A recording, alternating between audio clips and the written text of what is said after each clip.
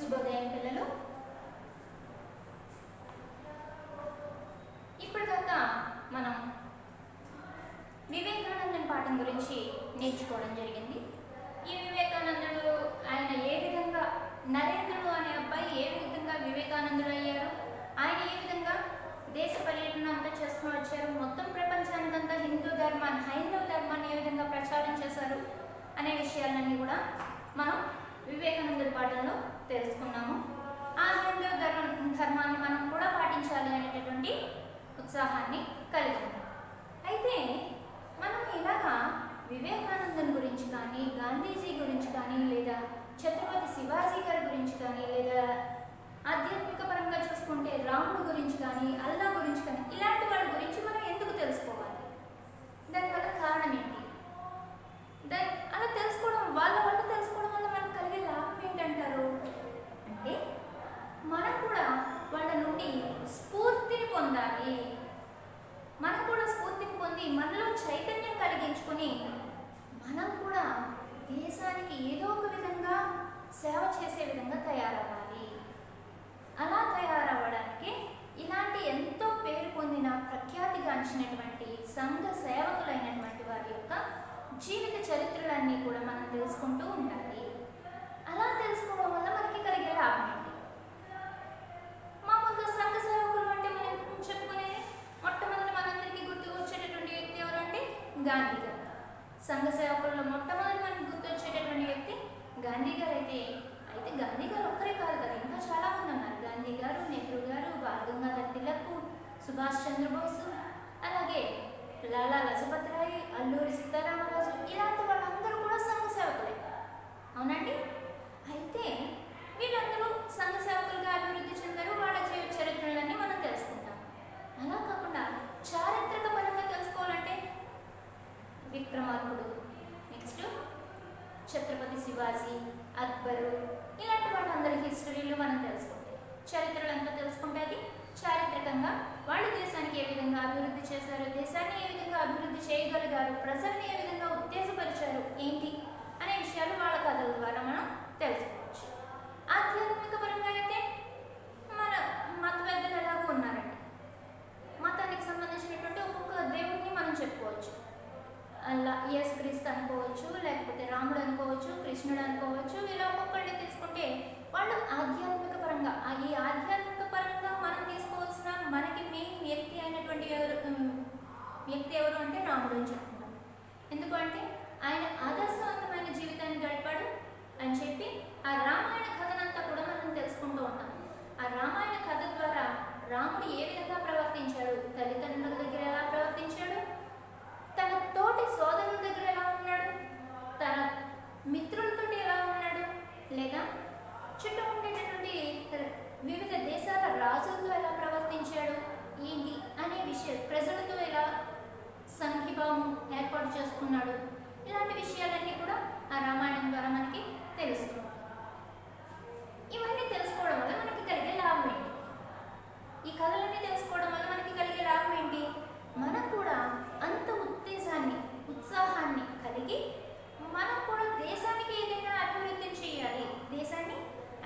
చేయాలి, దేశం పట్ల మన బాధ్యతని మనం తెలుసుకోవాలి అని తెలిసేదే ఈ వీళ్ళ యొక్క వీర గాథల ద్వారా మనకు తెలుసు. అయితే ఆ ఉద్దేశము, ఉత్సాహము, స్ఫూర్తిని పొందడాన్నే మనం ఏమని చెప్పుకుంటాము అంటే ప్రేరణ. ఏమని చెప్పుకుంటామండి? ప్రేరణ. మన 9వ తరగతిలోని 5వ పాఠం పేరు ప్రేరణ. ప్రేరణ అంటే స్ఫూర్తి. ప్రేరణ అంటే ఏంటి? స్ఫూర్తిని పొందడం. ఈ స్ఫూర్తిని పొందడం అనేది ఏ విధంగా వస్తుంది అంటే వాళ్ళ యొక్క జీవిత చరిత్రలు, వాళ్ళు పడినటువంటి కష్టాలు, వాళ్ళు ఎదుర్కొన్నటువంటి వాళ్ళ జీవితకాలంలో వాళ్ళు ఎదుర్కొన్నటువంటి కష్టాలన్నీ కూడా తెలుసుకొని ఆ కష్టకాలంలో వాళ్ళు ఏ విధంగా వాళ్ళు ధైర్యం చెప్పుకున్నారు, వాళ్ళలో మార్పు తెచ్చుకున్నారు, ఆ కష్టాన్ని ఎదుర్కోవడానికి వాళ్ళు చేసినటువంటి పనులేంటి, ఎలాంటి చర్యలు వాళ్ళు చేయగలిగారు, ఎలాంటి నిర్ణయాలు తీసుకోగలిగారు, ఇలాంటివన్నీ కూడా చూసుకొని మనకు ఎటువంటి కష్టకాలం వస్తే మనం కూడా ఆ కష్టకాలం నుంచి మనకు వచ్చినటువంటి కష్టాన్ని ఎదుర్కొంటూ వాటిని ఎంత ధైర్యంతో మనం ఎదుర్కోగలమో అనేది తెలియజేస్తూ ఉండేదే ఈ కథలు. అలాగా ఈ ప్రేరణ అనే పాఠాన్ని, ఈ పాఠంలో మనకి ఏపీజే అబ్దుల్ కలాం గారి గురించి, ఒక రాష్ట్రపతి ఏపీజే అబ్దుల్ కలాం, ఏపీజే అబ్దుల్ కలాం గారి గురించి మనకి ఈ పాఠంలో ఇవ్వడం జరిగింది. ఏపీజే అబ్దుల్ కలాం గారు అంటే మనందరికీ బాగా తెలిసినటువంటి వ్యక్తి అని అనుకుంటున్నాను. ఎందుకంటే రాష్ట్రపతిగా కన్నా ఆయన గొప్ప శాస్త్రవేత్తగా పేరుగాంచినటువంటి వ్యక్తి. ఏపీజే అబ్దుల్ కలాం గారు గొప్ప శాస్త్రవేత్తగా పేరుగాంచినటువంటి వ్యక్తి కాబట్టి ఈయన యొక్క జీవిత చరిత్రని మనకు అనువాదం చేసినటువంటిది ఎవరంటే వాడ్రేవు చినవీరభద్రుడు. వాడ్రేవు చినవీరభద్రుడు.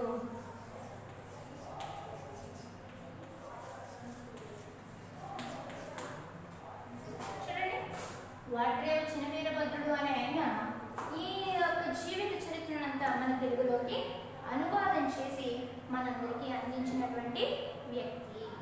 అయితే ఈ ప్రేరణ పాఠానికి కవి రచయితని పరిచయం చేయండి అంటే మనం ఏపీజే అబ్దుల్ కలాం గారి గురించి మాత్రమే చెప్తామండి. వాడ్రేవు చినవీరభద్రుడు గురించి చెప్పమండి. ఆయన అనువాదం చేశారంటే మనకి మెయిన్ రచయిత పరిచయం అంటే ఎవరి గురించి చెప్పుకోవాలి? ఏపీజే అబ్దుల్ కలాం. సరేనండి. అయితే పాఠం మొదలు పెట్టే ముందర మనకి తెలుసు కదా, ప్రతి పాఠంలోనూ చదవండి, ఆలోచించండి, చెప్పండి అనేది ఇవ్వడం జరుగుతుంది. ఇక్కడ కూడా ఒక చిన్న పేరాని ఇవ్వడం జరిగింది. ఏంటో పేరా అంటే చదువుతున్నాను, వినండి.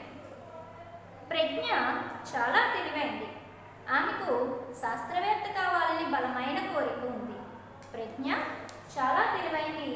ఆమెకు శాస్త్రవేత్త కావాలని బలమైన కోరిక ఉంది. ప్రతిదాన్ని పరిశీలన దృష్టితో చూస్తుంది. ప్రతిదాన్ని పరిశీలన దృష్టితో చూస్తుంది. విద్యా వైజ్ఞానిక ప్రదర్శనలో బహుమతులు కూడా గెలుచుకుంది.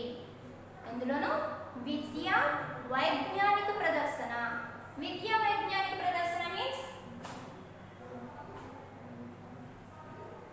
విద్యా వైజ్ఞానిక ప్రదర్శన అంటే ఏంటో మీరు గుర్తు తెచ్చుకోండి, చెప్తాను తర్వాత. అయితే శాస్త్రవేత్తలకు సంబంధించిన పుస్తకాలను చదువుతుంది. శాస్త్రవేత్తలకు సంబంధించిన పుస్తకాలను చదువుతుంది. సందేహ నివృత్తి కోసం ఉపాధ్యాయులను, పెద్దలను, అన్నయ్యను సంప్రదిస్తుంది. ఒక రోజున విజ్ఞాన శాస్త్ర కార్యక్రమంలో పాల్గొనడానికి వారి గ్రామానికి ఒక శాస్త్రవేత్త రాగా ప్రజ్ఞ వెళ్ళి కలుసుకున్నది. ఇది ఒక ఊళ్ళో ఉండేటటువంటి ఒక అమ్మాయి గురించి ఇచ్చారు. అమ్మాయి ఎవరు అంటే మామూలుగా పాఠశాల చదువులు చదువుతున్నటువంటి అమ్మాయి. అయితే ఆ అమ్మాయికి శాస్త్రవేత్త కావాలని బాగా కోరికటండి. శాస్త్రవేత్త అంటే సైంటిస్ట్. ఆ సైంటిస్ట్ అవ్వాలని బాగా కోరికట. అందుకని ఎక్కడైనా సరే ఏదైనా సైన్స్ ఫేర్ లాంటిది పెడితే అమ్మాయి చక్కగా వెళ్ళి దాన్ని చూసి దాంట్లో ఏదైనా సందేహాలు వస్తే ఆ సందేహాలని ఉపాధ్యాయులను కానీ లేదా పెద్దలను కానీ లేకపోతే వాళ్ళ అన్నయ్యను కానీ అడిగి ఆ సందేహాలని నివృత్తి చేసుకుంటూ ఉంటుందంట. అలాగా అమ్మాయి అనుకోకుండా ఒక శాస్త్రవేత్తని కలిసింది. సరే, మీకు కనుక అలా శాస్త్రవేత్తని కలిసే అవకాశం వస్తే మీరేం చేస్తారు? ఏం చేస్తాం? శాస్త్రవేత్తని మనం పరిచయం చేసుకుంటాం. పరిచయం చేసుకుని ఆయన కొన్ని ప్రశ్నలను అడగడం అనేది చేసుకుంటాం. దాన్నే మనం ఆంగ్లంలో ఇంటర్వ్యూ అని అంటారు. తెలుగులో అయితే పరిపృచ్ఛము. అవునండి, ఎస్. అయితే ఇక్కడ ఇచ్చినటువంటి ప్రశ్నలు చూడండి. ప్రజ్ఞ శాస్త్రవేత్తని ఏం అడిగి ఉంటుంది? మీరే ప్రజ్ఞ స్థానంలో ఉన్నారనుకోండి. మీరే ప్రజ్ఞ స్థానంలో ఉన్నారు, అమ్మాయి స్థానంలో మీరే ఉన్నారు. మీరే ఒక శాస్త్రవేత్తని కలిశారు. మీరు ఏమని అడుగుంటారు? మీరు శాస్త్రవేత్త అవ్వడానికి గల కారణం ఏంటి? శాస్త్రాల పట్ల మీకు ఎందుకు ఎంత మక్కువ కలిగింది?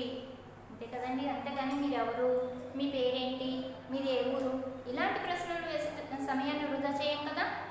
విలువైన సమయాన్ని విలువైన ప్రశ్నలతోటి మనకి కావాల్సిన సమాచారం రాబట్టుకోవడానికే వేస్తాం.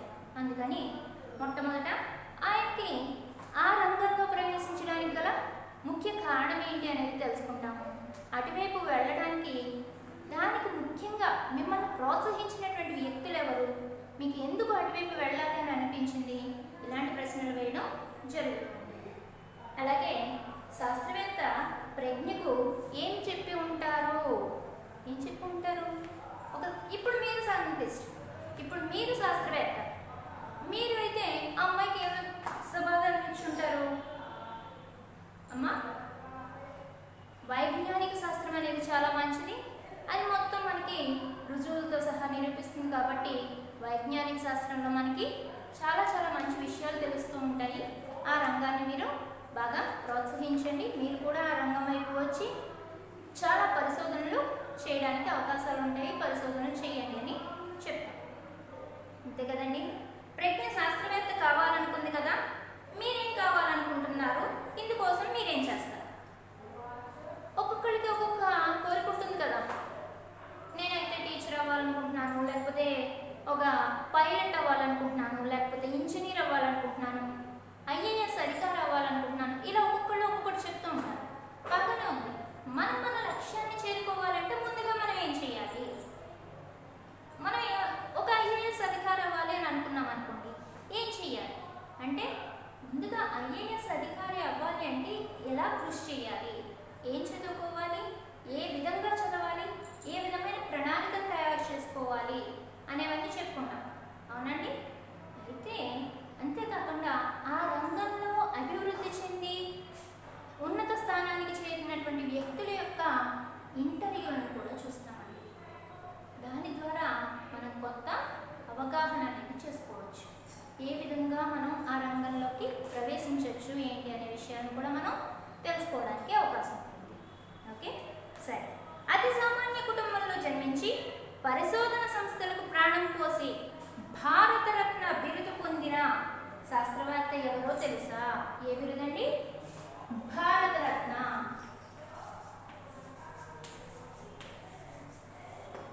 భారతరత్న బిరుదు పొందినటువంటి శాస్త్రవేత్త ఎవరో తెలుసా? ఎవరండి? ఏపీజే అబ్దుల్ కలాం. ఏపీజే అబ్దుల్ కలాం గారు భారతరత్న అనే బిరుదును పొందినటువంటి వ్యక్తి, శాస్త్రవేత్త. ఈయన మనకి రాష్ట్రపతి కాకముందు నుండి కూడా శాస్త్రవేత్త. ఏపీజే అబ్దుల్ కలాం గారికి బాగా ఇష్టమైనటువంటిది ఏంటి అంటే శాస్త్రాల్లో పరిశోధనలు చేయడం, ఉపాధ్యాయునిగా పిల్లలకు పాఠాలు బోధించడం. ఈ రెండు ఆయనకి చాలా బాగా ఇష్టమండి. అందుకే పాపం ఏపీజే అబ్దుల్ కలాం గారు తన జీవిత అంతిమ కాలంలో కూడా, ఆయన చనిపోయే ముందర కూడా పిల్లలకి చక్కగా పాఠాలను బోధిస్తూనే తన ప్రాణాన్ని సునాయాసంగా విడిచిపెట్టేశారు. అంత చక్కగాను ఆయన కోరిక అలా తీర్చుకోగలరు. అయితే ఎవరు ఏంటి అసలు ఏపీజే అబ్దుల్ కలాం గారు ఎవరు ఏంటి అనే విషయాన్ని తెలుసుకుందాం. రచయిత పరిచయం మనం ముందరే చెప్పుకున్నాం కదా. కవి పరిచయం అంటే పద్యాలవి రాసే వాళ్ళని కవులు అని అంటాము, గద్య భాగాన్ని రాసే వాళ్ళని రచయితలు అని చెప్పుకుంటాం. అందువల్ల ఈ పాఠంలో మనం ఏమని చెప్పుకోవాలి? రచయిత పరిచయం. రచయిత పేరు ఏపీజే అబ్దుల్ కలాం. అంటే ఏపీజే అబ్దుల్ కలాం అంటే డాక్టర్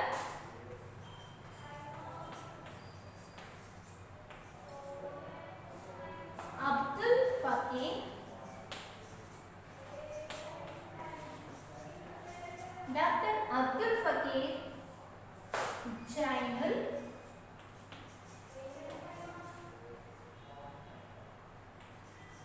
అబ్దీన్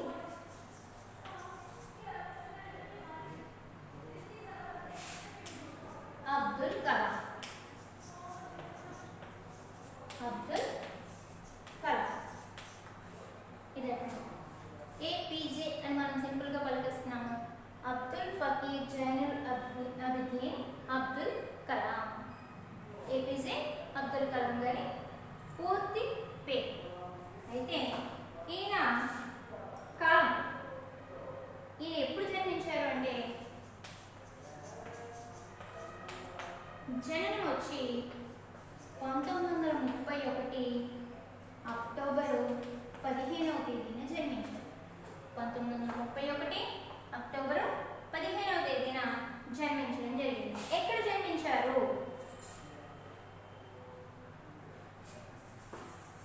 జన్మస్థలం. జన్మస్థలం వచ్చి తమిళనాడు ఉంది కదండి.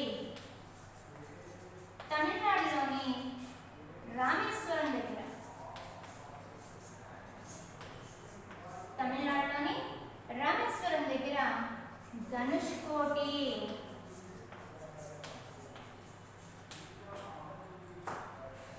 ధనుష్కోటిలో పుట్టారండి. రామేశ్వరం దగ్గర ధనుష్కోటిలో జన్మించడం జరిగింది. చూడండి, డాక్టర్ అబ్దుల్ ఫకీర్ జైనుల్ అబిదీన్ అబ్దుల్ కలాం. ఈయన 1931 అక్టోబర్ 15వ తేదీన తమిళనాడులోని రామేశ్వరం దగ్గర ధనుష్కోటిలో జన్మించడం జరిగింది. అయితే సామాన్య కుటుంబంలో పుట్టిన ఆయన పట్టుదల, క్రమశిక్షణ, జ్ఞాన జిజ్ఞాసతో ఇంజనీరుగా, శాస్త్రవేత్తగా, భారత రాష్ట్రపతిగా తమ సేవలను ఈ జాతికి అందించారు. చూసారా, మామూలు సామాన్యమైనటువంటి ఒక పేద కుటుంబంలో జన్మించారు.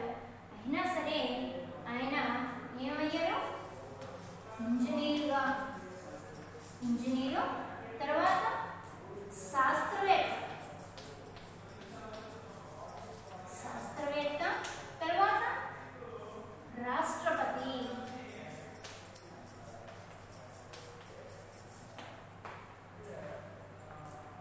మొట్టమొదట ఇంజనీర్ అయ్యారు, ఇంజనీర్ అయిన తర్వాత శాస్త్రవేత్త అయ్యారు, శాస్త్రవేత్త తర్వాత రాష్ట్రపతిగా ఆయన అవ్వడం కూడా జరిగింది. అయితే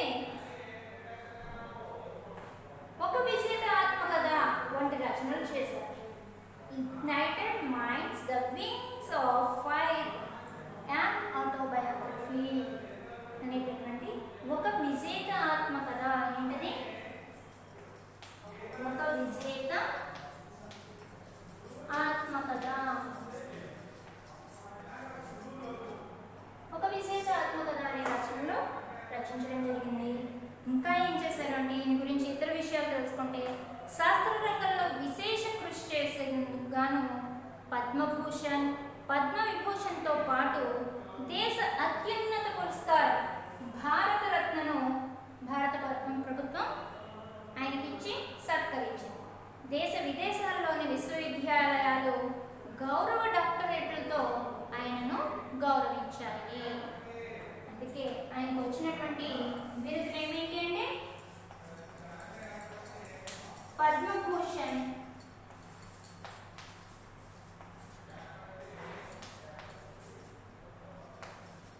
పద్మవిభూషణ్,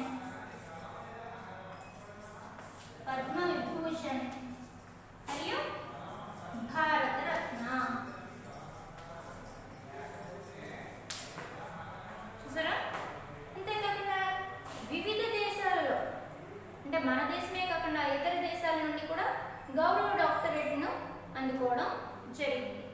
ఇది ఈ పాఠం యొక్క రచయిత వివరాలు.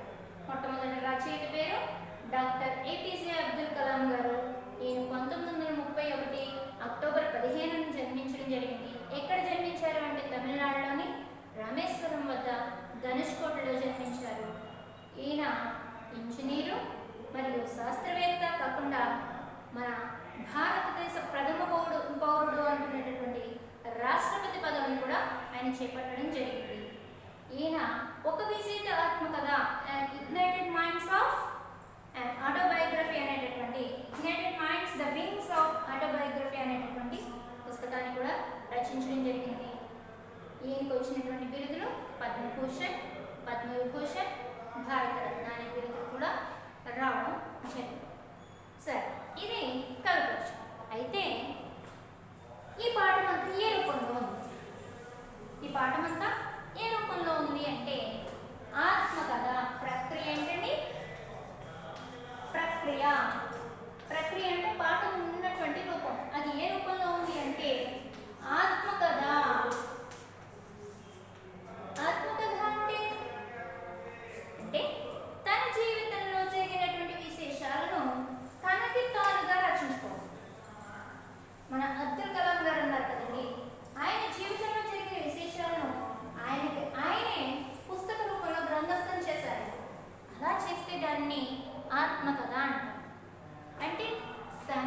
జీవిత కాలంలో ఒక వ్యక్తి తన జీవిత విశేషాలు విశేషాలని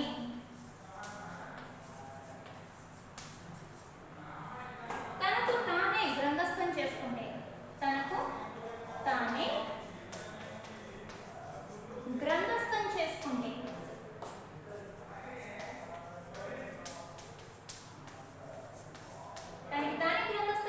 దాన్ని ఏమంటారండి? ఆత్మకథ. ఏమంటారమ్మా? ఆత్మకథ అంటారు. ఈ ఆత్మకథకి ఇంకొక పేరు ఉంది.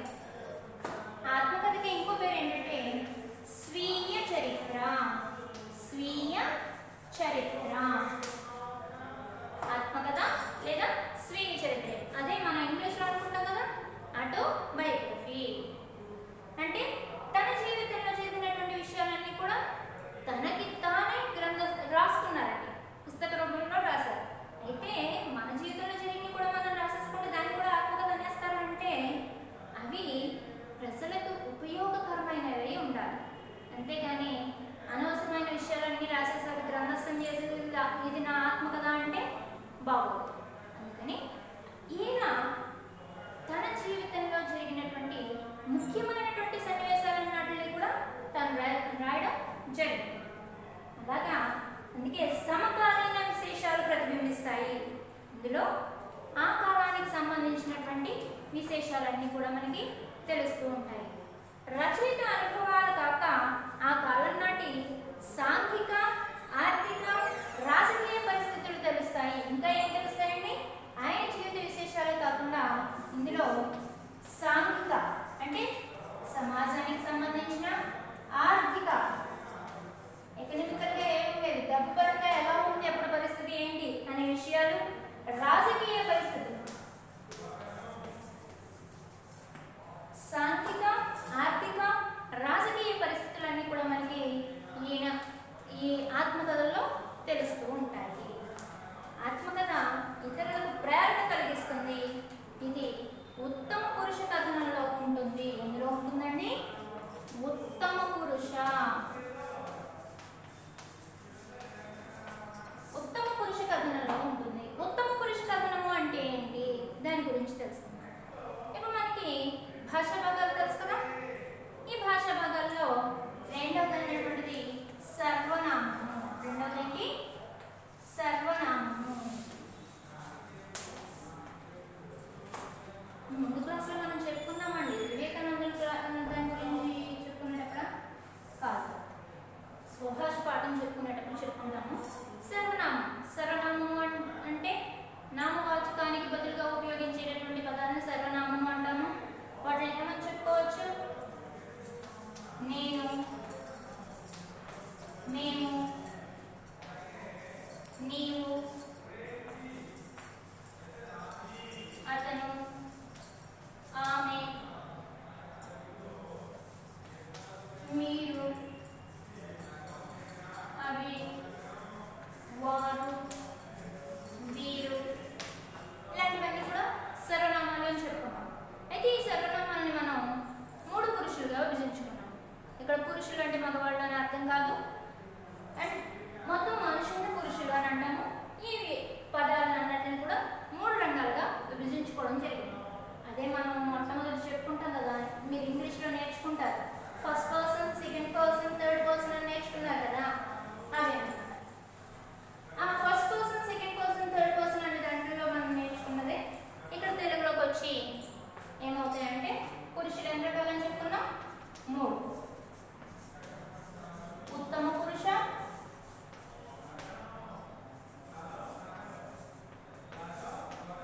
మధ్యమ పురుష, ప్రథమ పురుష. ప్రథమ పురుష. ఓకేనండి. పురుషులు 3 రకాలు. సర్వనామాల్లో వచ్చేటటువంటి పదాలను మనం 3 రకాలుగా విభజించుకోవడం జరిగింది. మొదటిది ఉత్తమ పురుష, రెండవది మధ్యమ పురుష, మూడవది ప్రథమ పురుష. నేను ఉత్తముడివి, నేను ఉత్తముడిని, నీవు మధ్యముడవు, వాడు ప్రథముడు అని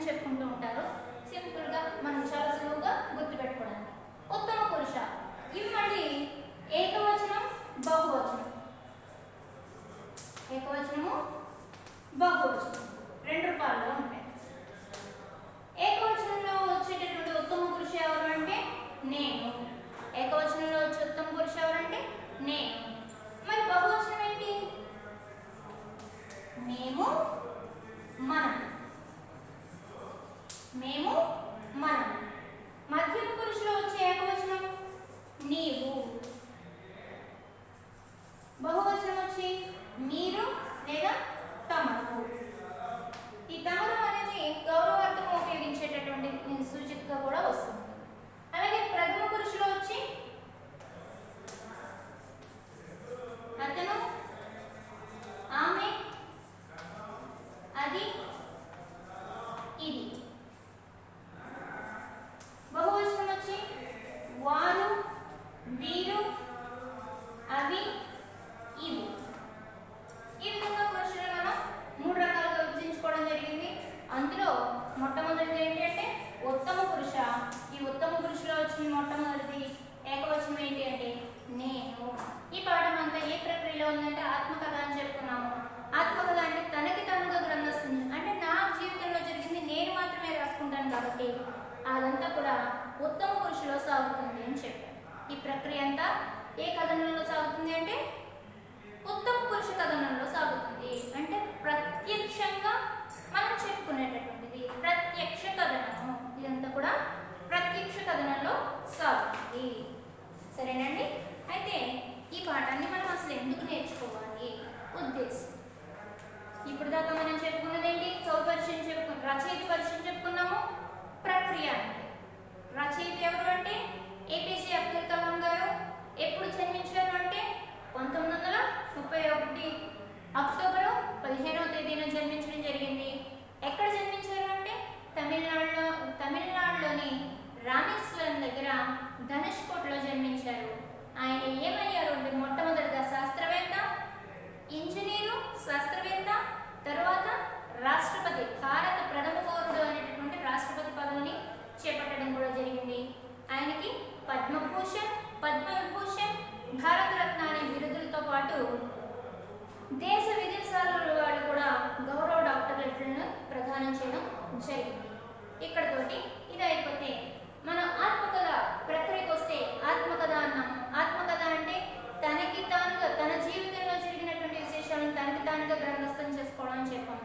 ఈ ఆత్మకథ అంతా కూడా ఉత్తమ పురుషులో సాగుతుందని చెప్పుకున్నాం. ఉత్తమ పురుష అంటే నేను, నా గురించి నేను చెప్పుకుంటూ ఉంటాను కాబట్టి ఇదంతా ఉత్తమ పురుష కథనంలో సాగుతుంది అని చెప్పుకోవడం జరిగింది. ఇక ఉద్దేశము. ఈ పాఠాన్ని మనం ఎందుకు నేర్చుకోవాలి? ఈ పాఠాన్ని మనం ఎందుకు నేర్చుకోవాల్సి వస్తుంది అంటే ఒక సామాన్య కుటుంబంలో జన్మించి అత్యున్నత శిఖరాలను అధిరోహించి మహనీయుని జీవితం విద్యార్థులకు ప్రేరణ, వారి లక్ష్య నిర్దేశానికి పునాదులు వేయాలన్నది ఈ పాఠం ఉద్దేశం. అంటే ఇప్పుడు చూడండి, ఏదైనా మనం ఒక గొప్ప లక్ష్యాన్ని ఏర్పాటు చేసుకొని నేను ఐఏఎస్ అవ్వాలనుకుంటున్నానండి, కానీ మా ఫాదర్ వచ్చి కూలి పని చేసుకుంటాడు, నేను ఎలా అవుతాను అనేటటువంటి భావన లేకుండా ఎలాంటి కుటుంబంలో జన్మించినా సరే మనం కూడా మన కోరికలు మనం తీర్చుకోవచ్చు, ఎంత పెద్ద లక్ష్యాలైనా మనం సాధించవచ్చు అని తెలియచేయడానికి ఈ పాఠం యొక్క ఉద్దేశం. అయితే ఈ పాఠాన్ని మనకి ఈ పాఠ్యభాగం డాక్టర్